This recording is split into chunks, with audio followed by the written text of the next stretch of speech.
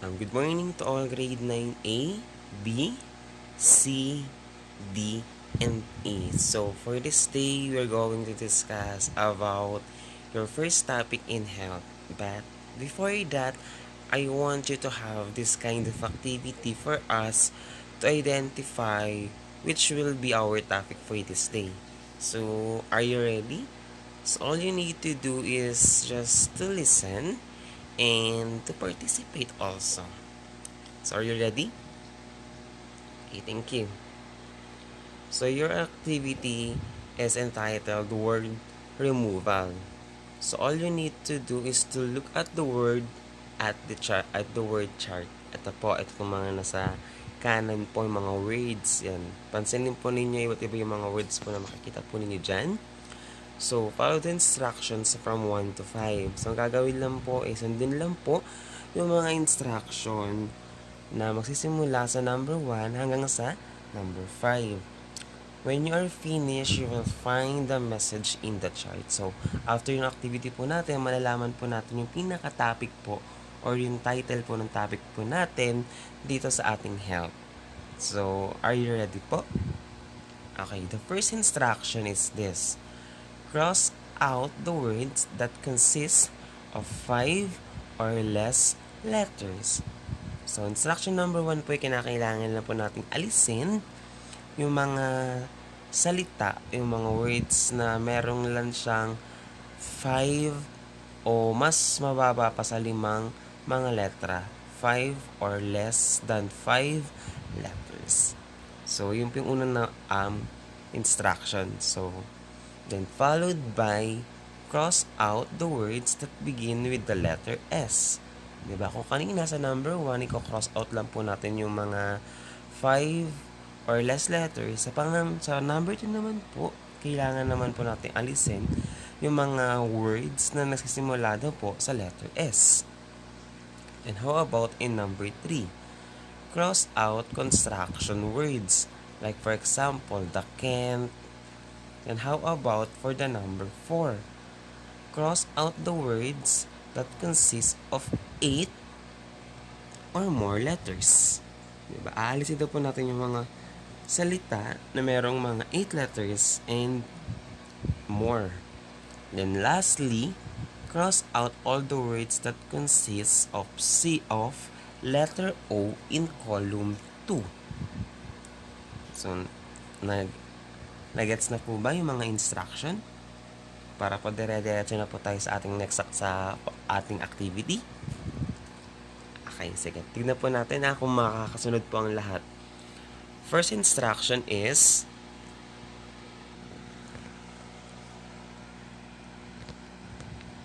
kung ready na po, try na po natin siyang simulan. First, ano nga ba yung instruction sa number 1? Diba? Kailangan lang po natin alisin yung mga salita or mga words na meron lang siyang 5 letters pababa. So, sa column 1, 2, and 3, ano po kayo yung mga words na kailangan po nating maalis? Okay? So, syempre, number 1 there is the oil, followed by the acid. Galing nga ng iba. Word dada, yung smog, yung air, yung fog, ano pa po? Okay, very good. What else? Ano yun? Yung smoke, yung end, yung sick,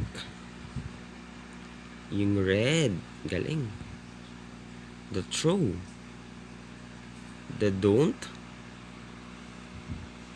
dyan ko, about, the noise, the none, won't, ano yun? Okay? Now, dahil wala na po tayong mga, natapos na po tayo sa ating, or mayroon pa bang mga words dyan na 5 letters pababa? Kasi kung wala na, pupunta na po tayo sa second po nating instruction. which is aalisin po natin yung mga words na nagsisimula sa letter S. So ano nga pa ba dyan yung mga words or word na nagsisimula po sa letter S? Okay, makikita po natin siya sa ating third column, which is the word smoking. Okay, very good. So how about the third instruction? Aalisin daw po natin yung construction words. Ano kaya dyan yung may construction words? Okay, very good. From the column 2, which is the word doesn't. So how about in instruction number 4? Ano nga ba yung instruction number 4? Iko-cross out daw po natin yung merong mga 8 words. So ano nga ba dyan yung mga 8 words? So like 8 letters pataas. So isa-isahin po natin ha. Okay, the corals, the fossils, the flashlights, the prevention, pollution, very good. Yes, ang galing. Environment. So, meron nating 4. So, ano pa ba dyan? Meron pa po ba? Okay. The word deforestation. And lastly, meron na lang po tayong word na advocate. So, ano na pinatirang words sa ating activity for this day? Okay. So, basahin po natin siya from first column up to the second column. So, our topic will be community health. Yan. So, when we say community health, ano nga ba ibig sabihin ng community health? For you as a student, what is community health? So, let's try to define first what is the meaning of health and community. First, health. So, health is a state of complex physical, mental, and social well-being and not just the absence of disease or infirmity. So, pag sinabi po natin health po, pasok po dyan yung sinasabi po natin complex yung physical, yung, ito po yung panlalabas po natin kaanyuan. Siyempre yung ating mental, kung paano tayo mag-isip, kung paano natin i-handle yung mga problema po natin. And also, it involves also the social well-being.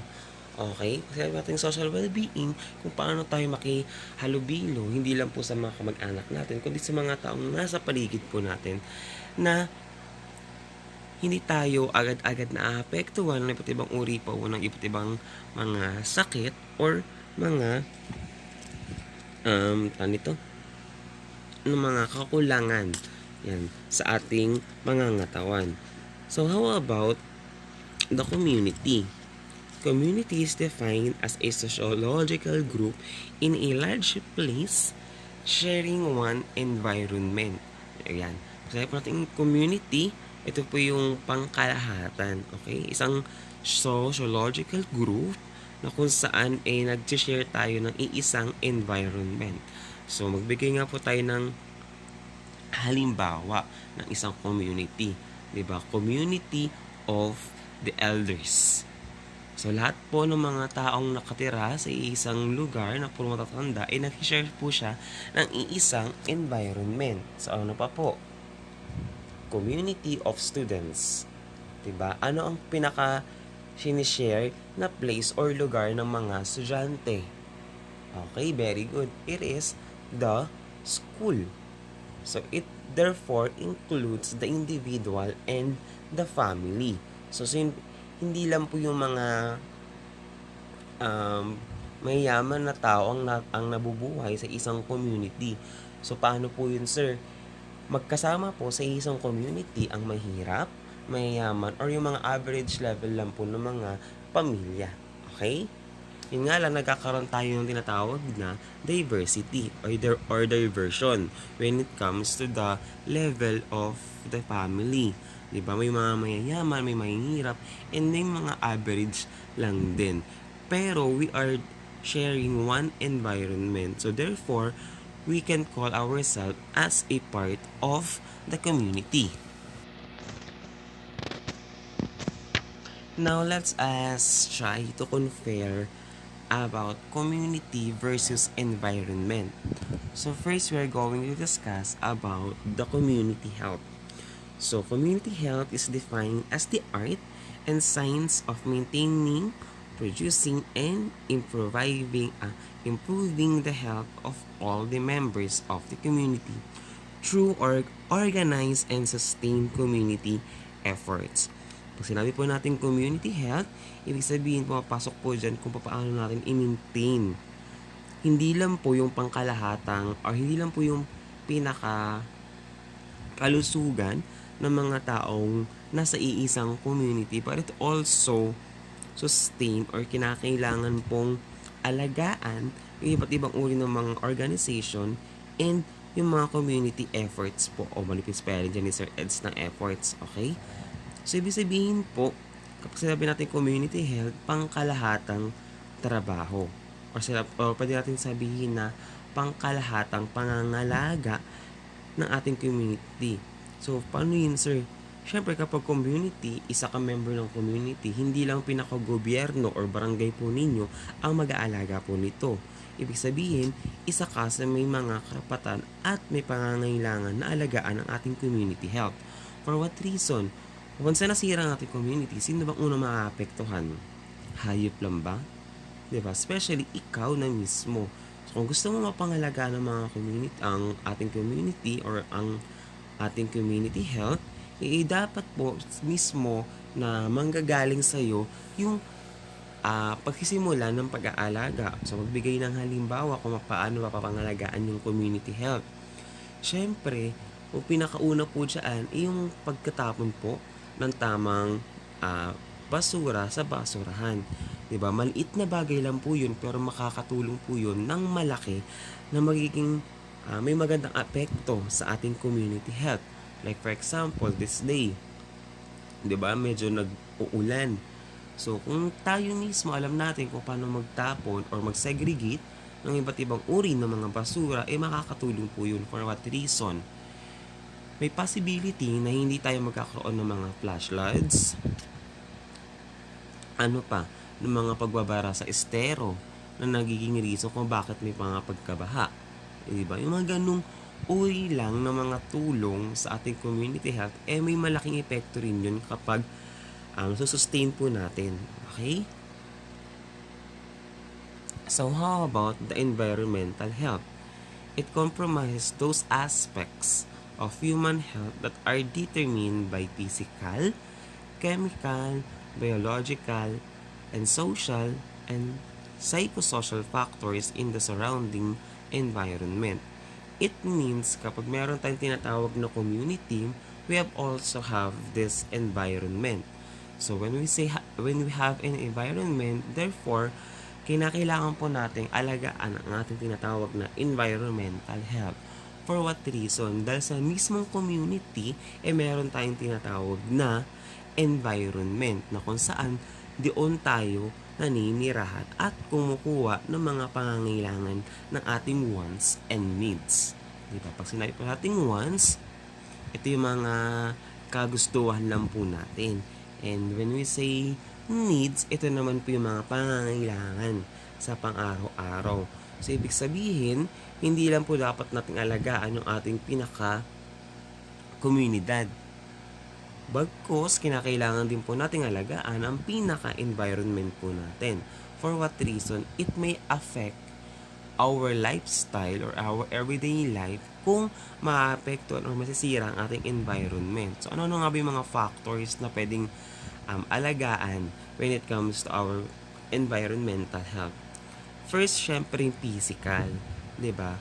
When we say physical, kung ano, like for example, sa mga gubat, diba? Nagkakaroon tayo ng mga flash floods kasi na nga sa pag-aaling. Yung pagpuputol ng mga punong kahoy, tatawag po natin deforestation, yung pagkakaingin, ano pa po. Yes? Like for example, sa dagat, yung mga coral reefs, 'di ba? Yung mga ganda po ng mga gandang physical ng ating mga coral reefs nasisira kapag may tinatawag po tayong dynamite fishing. Okay? So, how about the chemical or the biological? So, when we say chemical and biological, yung mga paggamit ng iba't ibang mga uri ng mga toxics na makakasira rin po at makakapekto sa environment po natin na may possibility na magkakaroon ng conflict when it comes to our air, 'di ba? Like for example, yung mga malalaking pabrika, yung mga hindi yung mga gumagamit ng mga toxicated materials na pwedeng makakapekto po sa atin sa yun nga po sa ating hangin.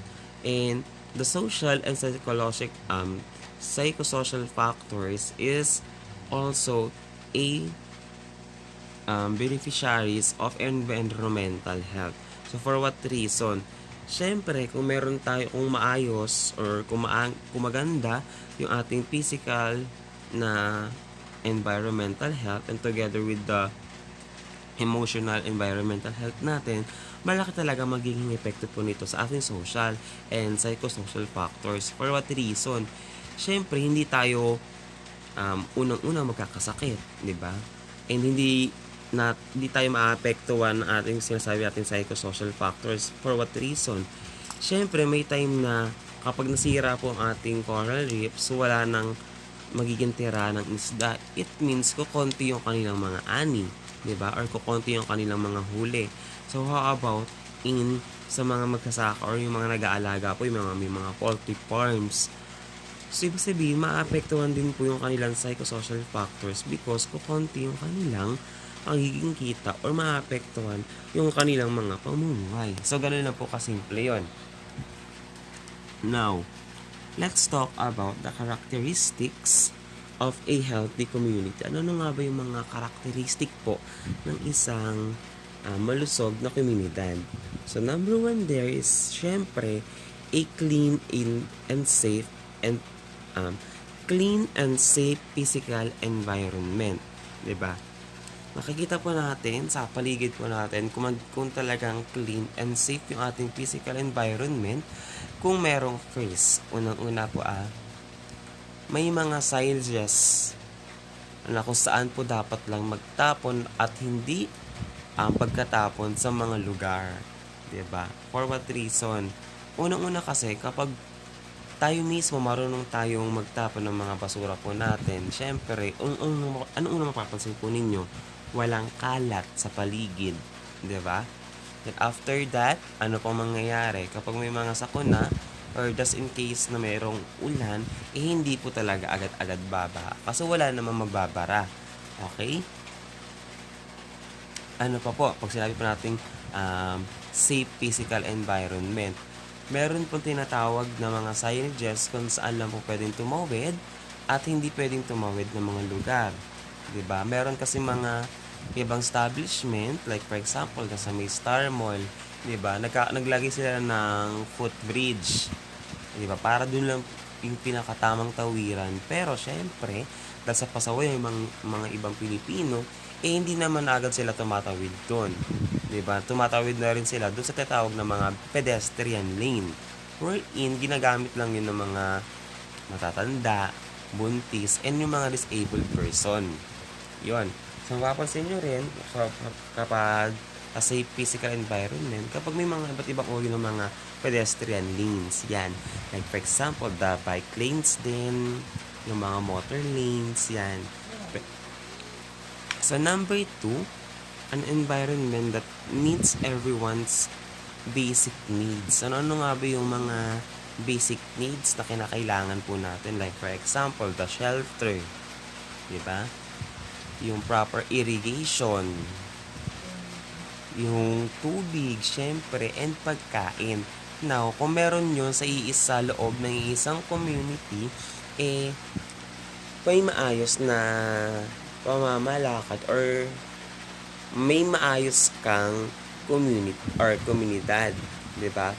Kapag halimbawa ang iyong tirahan ay malapit sa loob ng simbahan or sa loob ng isang community ay merong simbahan na kinakailangan naman talagang meron,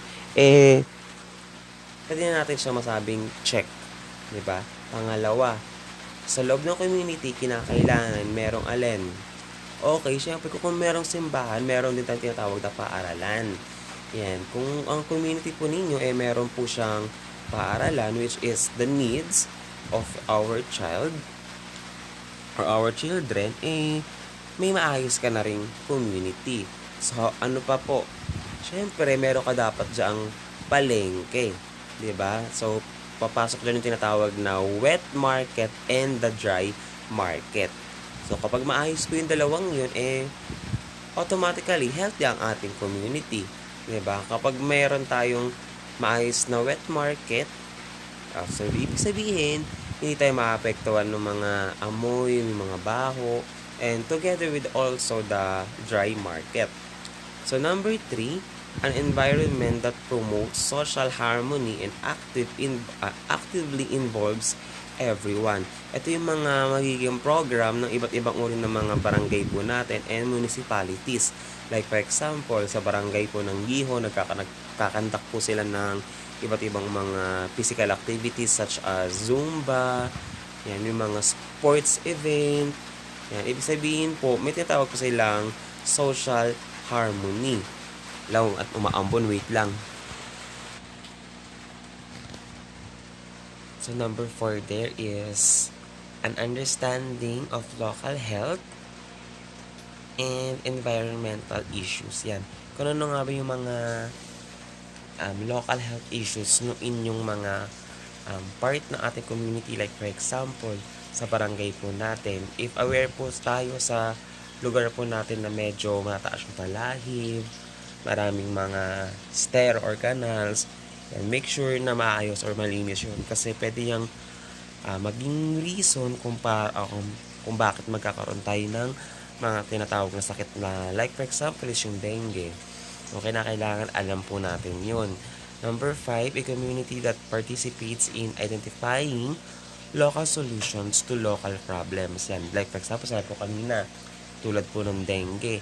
Hindi na naman po yung munisipyo or yung barangay natin yung kikilos po rin. Dapat meron tayo actively participation in solving such a problem. Diba? Tulad nga sa dengue, so make sure na tayo pa lang sa lugar pa lang po natin walang mga stagnant water o yung mga bakanting pwedeng pamahayan po ng mga dengue. Kung mahaba na yung mga talay po nasa sa gilid po natin o sa bahay po natin, sa labas ng bahay, make sure na patuloy na po agad para wala na pamahayan pa yung mga lamok. So, ganun lang po kasimple yun. And number 6, a community whose members have access to varied experiences, means of interaction, and communication. So like for example, yung mga hotline, kailangan daw po kasi meron tayong access sa lahat po ng iba't ibang uri ng mga communication. Like for example po, kapag may mga sunog, kailangan meron tayong contact number doon sa fire station, 'di ba? And meron tayong contact din sa mga ibang uri ng mga hospital hot landlines. Siyempre kasi sa loob ng community, hindi lang po simbahan at paaralan meron. Kailangan meron na kayo malapit na hospital facilities or hospital. So, ganun lang po kasimple. Number 7, accessible and appropriate health services and facilities. Yan, like for example po sa mga barangay clinics. Yan. And kung may mga buntis, may mga lying in, and syempre also, yung mga hospitals. Diba? And number 8, the promotion and celebration of historical and cultural heritage. Ito po yung pumapasok katulad po nung sa Tanglawan Festival. Diba? Kapag may mga activities like mga festival and cultural heritage, dapat po isang taon kailangan po yun ma-celebrate para naman syempre hindi mawala yung pinaka-history ng lugar. Like for example, din yung sa may Malolos Cathedral, 'di ba? And number 9, a diverse and innovative economy.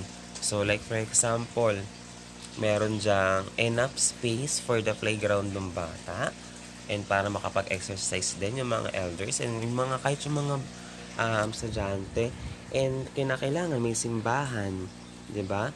May mga malapit na supermarkets, may malapit na paaralan, may malapit na mga health centers. So, ganun po dapat.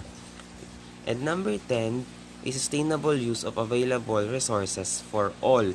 Like for example, dapat sa isang community, tuloy-tuloy or kung hindi man tuloy, may schedule time ng pagkakaroon ng tubig.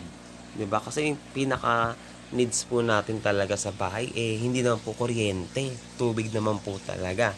So, kinakailangan may mga resources na available. Kung hindi naman araw-araw or oras-oras, kinakailangan may mga schedule time. Ano po yung mga available resources na pwede pong magkaroon ng isang community? Like for example, yung mga transportation, syempre, 'di ba? Paano mahihirapan kasi tayo na pumunta sa isang lugar or sa isang place ng ating community kung wala po talaga mga transportation. So, yun po ang mga karakteristik ng isang healthy community. Now, let us talk about the primary health care programs in the community. Ito yung mga programa na involve ang ating mga kalusugan. So, meron po tayong dalawang columns, the health center services and the functions. So, number 1 there is the maternal health care. Ano yung mga functions po nito? Ito yung mga prenatal, natal, and postnatal. Ibig sabihin, pwede pong yung mga buntis po nating mga kasama sa ating community, pwede silang magpa-check up. Okay? Timely check up or monthly check up sa kanilang baby. So, number 2, child health care. So, ano yung function po nun? Immunization, yung pagbabakuna, and control of such a diarrhea disease. Diba? Meron tayong mga programa dyan na nagkakaroon na may uli ng mga seminars. Diba? When it comes to our health care. Number 3, nutrition program. Functions po niyan, like for example, Operation Timbang and food supplementation. Diba? Sa Operation Timbang, sa barangay po natin, chine-check. Kasi mayroon tayo yung tinatawag na health record sa barangay, diba? And may mga health workers tayo, mga volunteers na umiikot po ba sa mga bahay po natin para po i-check yung mga health po ng isang members ng family. So, isa sa mga function niyan, syempre, mga food supplementation. Pag sinabi pa natin food supplementation, hindi ito yung literal na pagkain. Like for example, mga gamot, mga vitamins, yan, and minerals, siyempre yung binibigay po ng libre ng ating barangay or ng ating community.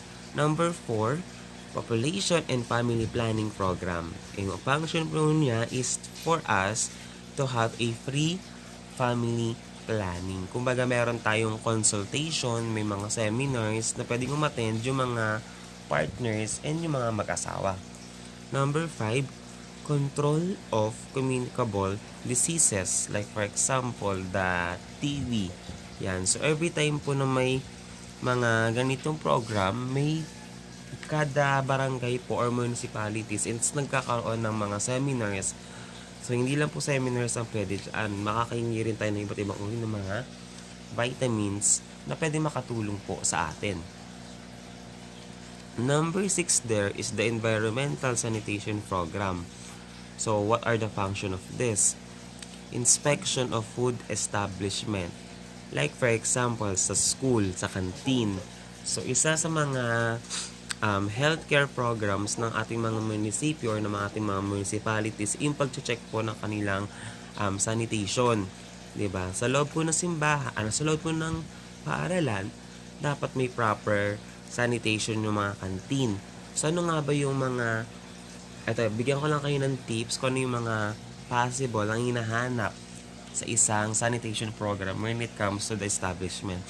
Number 1 there is kinakailangan po meron tayong tinatawag na fire extinguisher. Okay? Yung pinaka number 1 na hinahanap po ng mga sanitation or mga sanitary personnel. Siyempre, meron din dapat na permit galing sa munisipyo mismo na pwede silang mag-conduct na iba't ibang uri ng mga establishment sa iisang community. So, number 7, control of non-communicable disease. So, sinabi natin non-communicable disease, ito naman yung mga hindi naman po nakakahawa. So, like for example, yung function po niya is yung blood pressure screening para sa mga matatanda.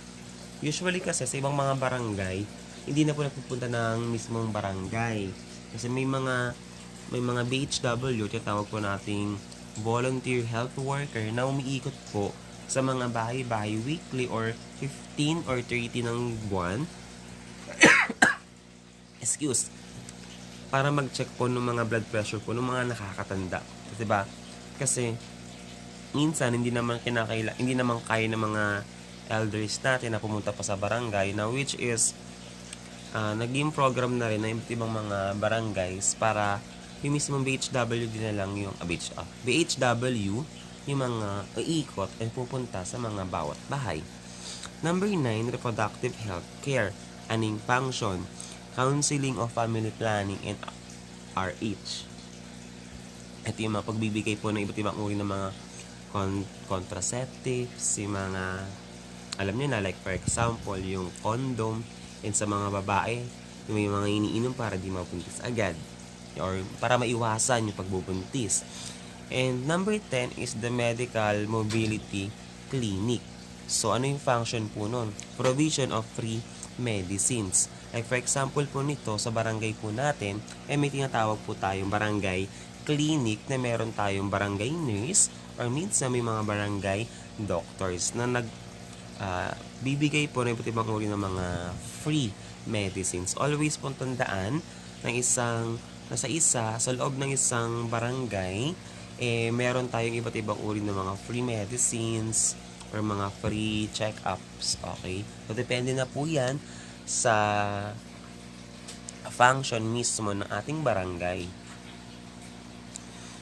Number 11 is the National Voluntary Blood Services. So, ano yung function po nun? Bloodletting activities at barangay levels. So, may mga ibang barangay po, for example, sa Bulacan, may mga ibang barangay na nagkakandak po talaga ng mga bloodletting program. Like for example, sa barangay ng Nara, barangay ng Kaypian. Usually, kapag may mga magagandang facilities kasi, and kung mayroon silang contact, like for example, sa Red Cross, yung nagkakandak po sila nun. For what reason? Para nga po, ano nga ba yung nagiging reason kung bakit tayo nagkakaroon ng blood voluntary services or bloodletting. So, number 1 there, syempre, para makapagbigay ng dugo sa nangangailangan. And, second reason po niyan is pwede pong maging malinis po yung dugo natin.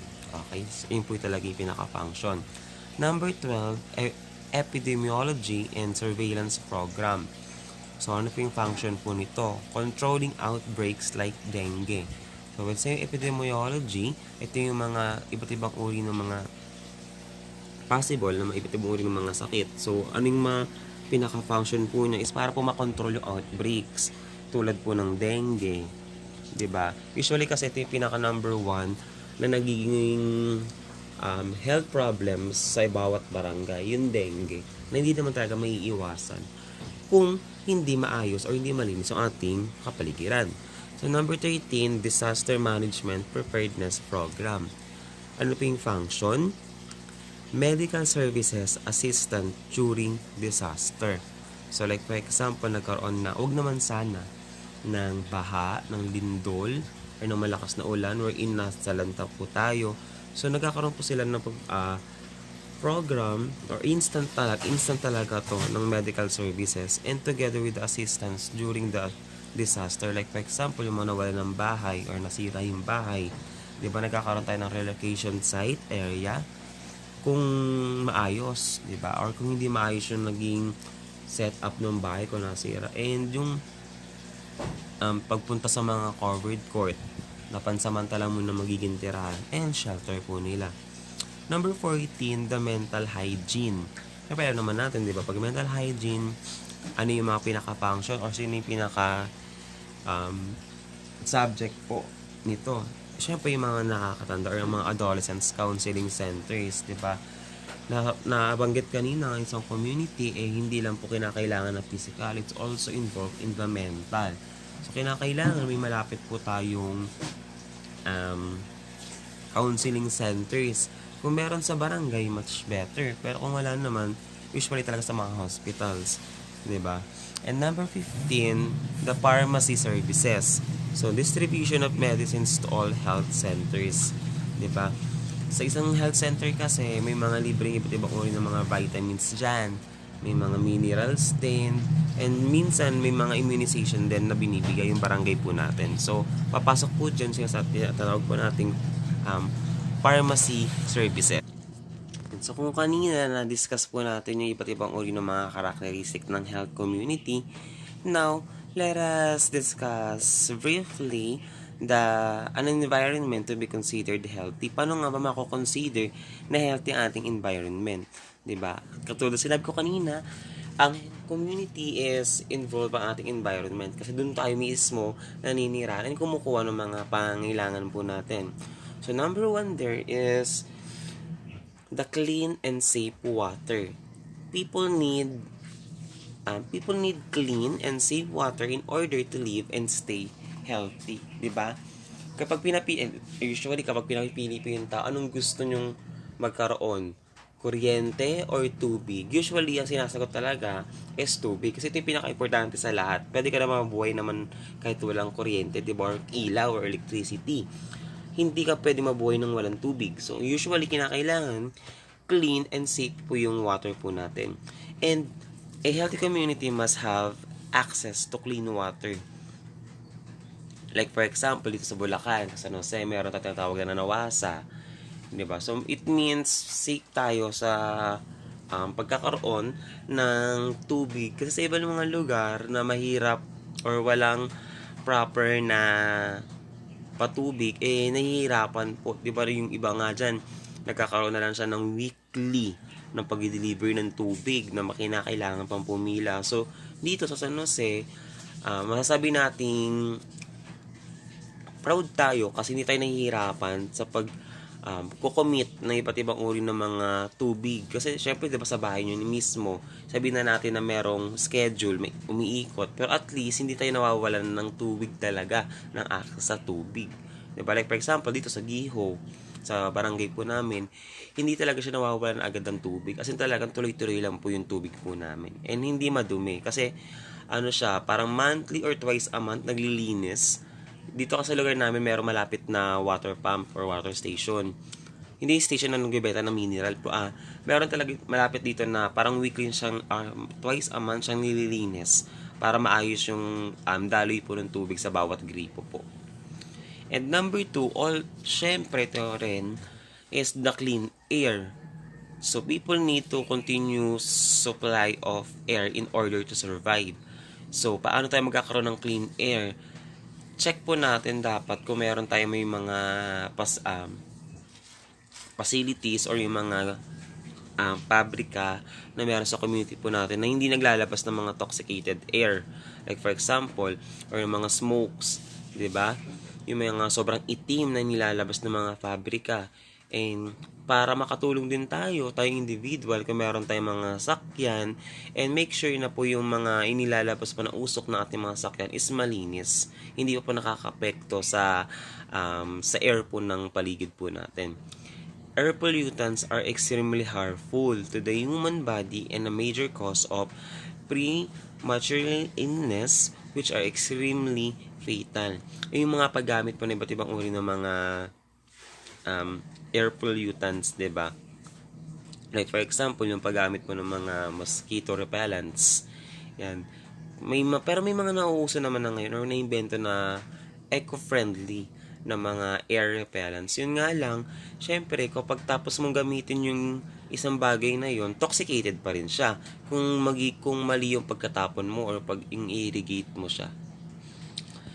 And last, an environment to be considered healthy, syempre, number 3 is good soil. 'Di ba? Hindi naman sa loob ng community, puro mga pabrika lang ang makikita po natin.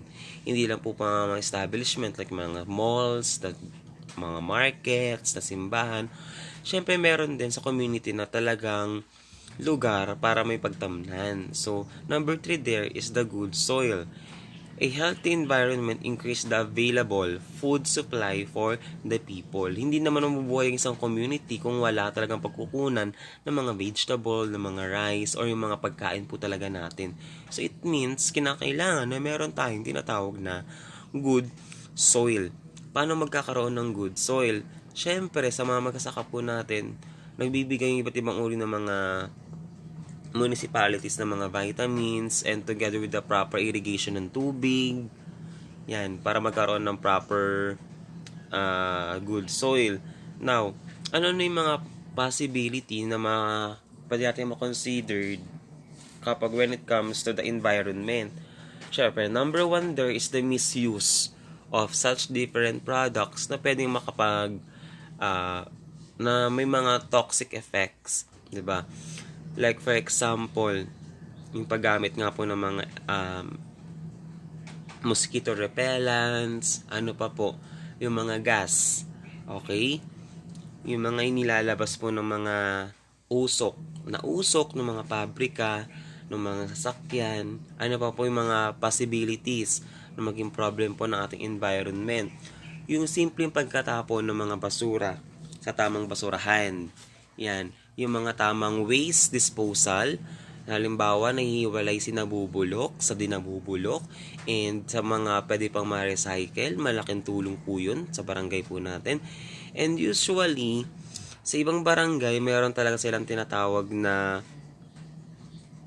recyclable area, na halimbawa, like for example, dito sa may barangay ng Yakal, meron sila dyan may katabi ng barangay nila is yung covered court nila, and yung pinaka system para maayos ulit yung mga pwedeng ma-recycle na bagay. So, meron pong ganun sa barangay po ng Yakal. So far, yung palang yung nakikita ko na may facility sila doon para mag-conduct ng recyclable materials. So, ano pa po yung mga possible na maging problema po natin? Siyempre, yung mga proper drainage. 'Di ba? Like for example, sa SM, hindi ko naman siyempre minamaliit, pero although may mga magalalaking establishment tayo dito sa like for example sa Star Mall and sa SM Tungko. Kaso nga lang, kapag umulan, nagkakaroon ng swimming pool. Hindi, joke lang. Nagkakaroon ng pagbaha dyan sa mismong daanan nung sa SM Tungko. Ang problema daw kasi is mali yung pagkakagawa ng system drainage dyan. So, mapapansin nyo pag malakas yung ulan, talagang baha agad. And ano pa po, yan, kung mayroon tayong mga forest, nagkakaroon tayo ng deforestation, 'di ba? Kaya nga po, bilang estudyante, wag po kayong magsasayang ng mga piraso ng papel. Kasi nga po, saan ba gawa ang papel? Gawa po ang papel sa mga punong kahoy na pinuputol po. 'Di ba? Minsan yung mga illegal logging, problema din po natin 'yan. And kung meron tayong ilog or dagat sa ating community, make sure na hindi po tayo gagamit ng mga dynamite for fishing. 'Di ba? Mas maganda yung mga primitive ways ng panguhuli. 'Di ba? Like for example din, kapag meron tayong mga faulty farms, yung mga manukan, babuyan, make sure sumusunod tayo sa mga safety precautions ng mga municipalities po natin. For what reason? Siyempre, kapag may mga manukan po tayo, ano unang maaamoy? Siyempre, yung baho siyempre, yung pupo, yung dumi ng mga hayop. 'Di ba? And isa pa dyan yung mga feeds na pinapakain. So, make sure na kapag meron kayong babuyan or mga poultry, may mga proper sanitations and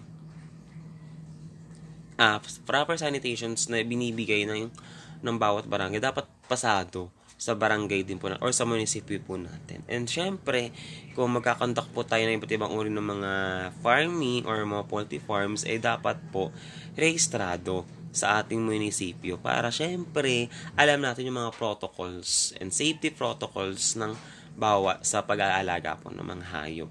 And lastly, yung pagsunod, syempre, sa mga instruction and directions, the do's and the don't of a individual, 'di ba? Tulad ng pagtatawid sa tamang tawiran, pagtapon sa tamang tapunan. Tinatawag din po natin na curfew. Yan. Na hindi naman sumusunod yung iba. And, syempre ako rin. Para joke lang yan. Ayan.